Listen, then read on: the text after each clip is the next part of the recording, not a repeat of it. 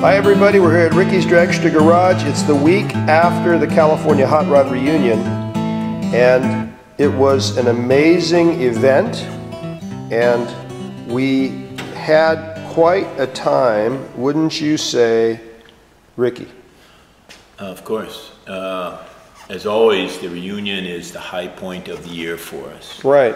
This year it was a high point for more than one reason. Particularly, we were able to get Keith Brednick's Atlas car out there. Man, what a beauty that thing was. When everything came together, it was gorgeous. Getting it together was the issue. Right. It was a thrash that I don't like to have that close to the reunion, but you take it as it comes. Now, let's go back in time before the reunion in terms of when that car arrived about, and you got it from Freddie Hayhurst, who had built the car. Yeah, you and I, we picked it up the weekend before the two Nitro nights, one in El Cajon, one in Friday. And so those two events involve distraction on my part because prepping cars for those events. And sure. then, what was after that? How many cars did you tend to in Escondido that night? Six. Six, right? Yeah, and I was in one of them. Right. Wait, how do you do that? I don't know. I hide my clones, and they only come out for Nitro. Yeah, okay, very good. Yeah.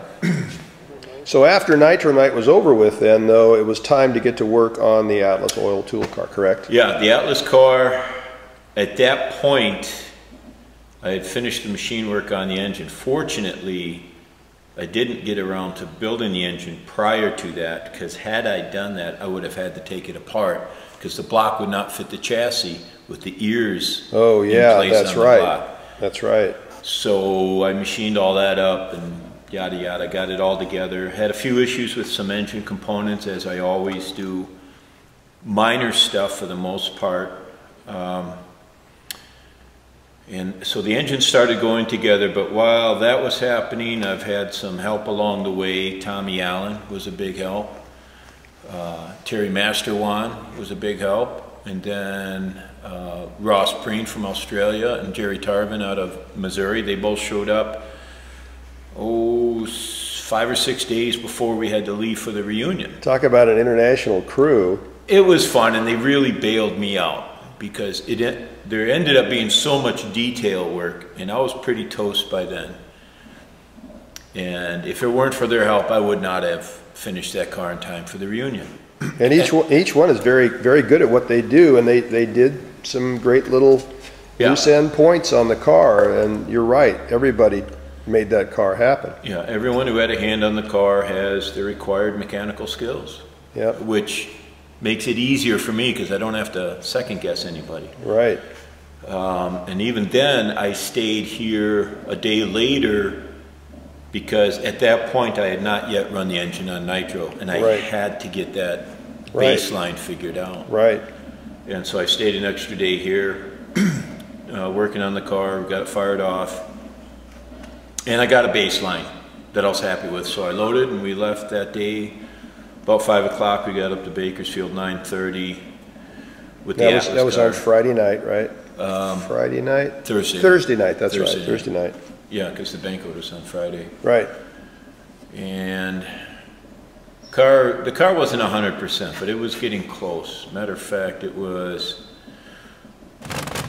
Saturday. I spent a lot of time with the car to iron out the little bugs so the car could be in the ceremony. Right. And I mean, there were leaks going on that were kind of hard to figure out, right? I mean, well, not hard to figure out. I ran out of O-rings, and I usually carry a very large selection of O-rings for everything that leaks on these things. Right. So I had to improvise with O-rings that they had the correct cross-section, but the overall diameter was wrong.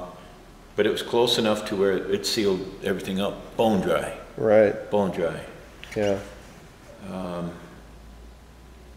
And then when it finally fired up, after you'd taken care of all those little details, everything sounded really good. Yeah. The car sounded really good. It came around really well to where I could start chasing the tune-up.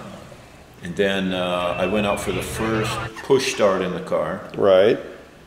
And Ray Lake pushed me. How did it go clutch-wise? Was everything clutch-wise, perfect. Really happy about that. And that was my big fear. What was the clutch going to do? Right. You know, how fast would the car be relative to the idle speed? Because I like a high idle speed. Right. And so the trick to driving these cars is, you know, you just push in the clutch, grab some brake. And the car fired instantly. It worked beautifully. So then I gave the car over to Jimmy Scott, who drove it for the rest of the weekend. Right. And Jimmy had no issues, other than he complains he's old. Which he isn't. He's a kid in old people's skin. Yeah, he's a kid. He's great. Some of the highlights. Okay, well, that was a highlight. Friday night when we did the banquet when Tommy was one of the honorees. Right. That was a highlight. Tommy did well up there. Dave McClellan knew the questions to ask and kept him going.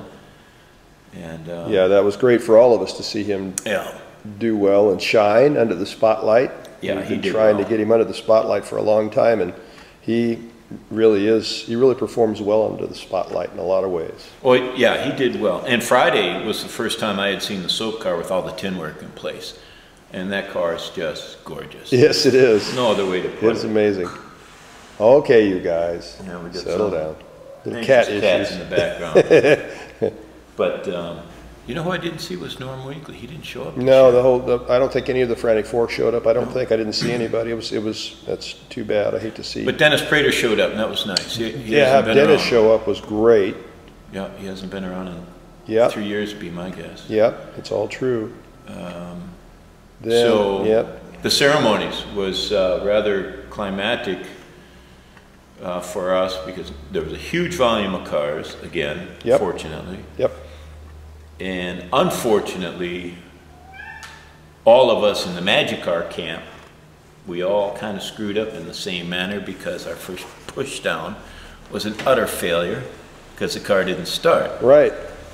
And it's because none of us are smart enough to engage the drive line before Jeep climbs in the car. Let me ask you a question. Does that in and out box feel smooth to you? Absolutely. Has it changed at all? Because the guys were going, it seemed a little hard to get in. Well, that's because they don't usually engage it. It's usually me. Right. Yeah. Well. And when the car's in motion, you can't engage those things. So that was Jeep's problem, and we're pushing him down, and he's wiping out the pylons. I know it. He's looking down, and he's just talk about ping, ping. Style points went out the window.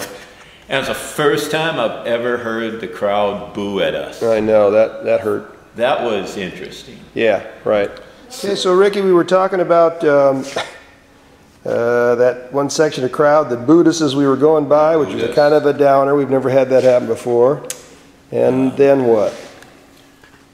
Well, we all pushed down. You guys were turning left. I got out of the bone, and I started walking back to the top end where the other cars were. Because you had other cars to tend to, right? I had to tend to the Atlas car, and I was helping to find a push car for Jerry Tarvin's car, of which Ross Preen was driving. Right. So I walked back that, I don't know, had to be 1,500 feet, and I was not in a good mood. But so I was up there for a while, and I got the push cars arranged for those guys, and I jumped on the Yamaha, went back to the pits, and you guys had already coupled up the driveline. So I knew we were going to be in the show at that point, so I parked it and ran up to the staging lanes. Couldn't get past the staging lanes, but I had a pretty good vantage point of watching all the cars fire off as they were coming down. I saw Jerry Tarvin's car fire off. I saw the Atlas car fire off with Jimmy Scott in it. And then I saw, well, whoever else, I don't remember, but the Magic car lit up like it always does. Came around, and then Sonny Messner was just behind Jeep. And that was the fun part, because they were having a burn down contest. And not that Sonny couldn't keep up with us, but I think he just threw in the towel and he shut off, and Jeep just kept going until finally Steve just walks up to him, tells him to kill it. And as you know, when you drain the tank, we had about a half gallon left in the tank. But the fun part... Go ahead. The fun part was after Jeep shut down, we all walk around, and I'm climbing the K-rail, and Steve Gibbs is coming around the Magic car, and he looks at me and he says, "Okay, you guys win." That was just That was priceless. Yeah, yeah, it's all good. I mean, yeah, what an incredible, I mean. We went from a low to the highest we could have got that night. Yeah. Inside of an hour. And you know what? I think we would, I know that if we were looking at some other team doing that, we would feel equally as happy for them as others were feeling for us. Because I think a lot of people really were happy that we were able to get started again. Well, the crowd didn't boo the second time around, but I don't think we could hear them. Yeah, that's true. That's what was nice. But one silly perspective is that, you know, like in drag racing, you got one chance to get it right, yes. to get it right and get down the track. Right. The Cackle Fest is similar. You got just that one chance to get the car lit off to yeah. be in the show. That's right. We were fortunate in that we were roughly in the middle of the pack when the car didn't fire on that first push-off. And so there were still all these cars. And we knew what the problem was. Yes, we did. Instantly. Yeah, we did. So when you guys went back, you just hooked everything back up and went right back out. There was enough time to do that. Right. And that's pretty much what saved our butt. And I'll tell you, everybody turned to Jeep, got himself dressed in record time, got himself in the car, and we were able to push off. I think we didn't really hold things up too much. I don't think you held anything up. Yeah, I know. And in all fairness to Sonny, what Sonny said was that, you know, after a while I saw that, you know, I could burn my parts up too, but why? We'll just let Billy Pitts burn up his parts. And he was such a good sport. Oh, you know? that was fun. Yeah, it was. That was a lot of fun. So now, at this point, I got to look at the Magic car, make sure everything's okay. We're going to do Pomona in 2 weeks. Yeah. The World Finals. And then after that, our season's pretty much done, I think. Well, we got Del Mar maybe happening. I don't know for sure, right. But we'll find out. You know, we're team players, and if they need us, we'll go. So it's just up to them. So I got more ideas in my head. So. Oh no. Well, these guys are catching up to me, so I gotta think of something to stay in front of the pack. Well, I just know that you helped an awful lot of cars that weekend. And, you know, it's like when some people, when they lose their way, they need to look for somebody to help them out. And you've been good for some of these people and helping them out and making a difference for them. And that's what's important. You're like Mr. Fix-It. Well, my primary objective this year, as always, is the Magic car. But the Atlas car was a brand new car. Right. That we brought out, and that had to be in the ceremonies. That right. had to work correctly. So right. I gave that car probably my most focus. Right. And I tinkered with, I think, maybe 5 or 6 other cars. Right. But in the end, everything worked for all the cars. Yeah. So. Yeah, it was a great time by so many people, and it was a grand event. It always is. Yeah. Of course, it's going to be hard to top this one next year. Oh, I agree. But you know what's weird about it is we've said that an awful lot over the years, and we'll see. Well, we say that about Gualala, and this year was top last year. Yeah, it was. It was awful nice. Okay, well, listen. Thanks very much for the roundup on the California Hot Rod Reunion in 2013, and we look forward to seeing how you do on some of these other cars and in the future. So let's go have a good time.